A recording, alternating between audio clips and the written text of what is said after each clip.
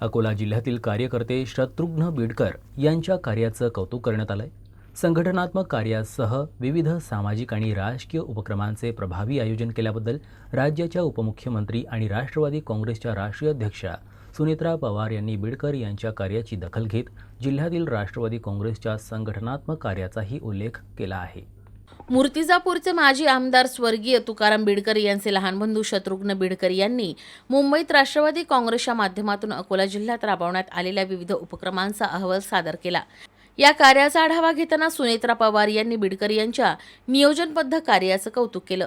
राष्ट्रवादी काँग्रेसच्या वर्धापन दिनानिमित्तानं विविध कार्यक्रम, स्वर्गीय अजित पवार यांच्या जयंतीनिमित्तानं आठवडाभर राबवण्यात आलेले सामाजिक आणि संघटनात्मक उपक्रम तसंच राष्ट्रवादी काँग्रेसचे राष्ट्रीय अध्यक्ष सुनेत्रा पवार यांच्याबद्दल महाराष्ट्र प्रदेश काँग्रेसचे अध्यक्ष हर्षवर्धन सपकाळ यांनी केलेल्या आक्षेपार्ह वक्तव्याच्या निषेधार्थ शत्रुघ्न बिडकर यांच्या नेतृत्वात जोडे मारो आंदोलन करण्यात आलं होतं। याशिवाय स्वर्गीय अजित पवार यांच्या जयंतीनिमित्तानं आठवडाभर विविध कार्यक्रम घेण्यात आले।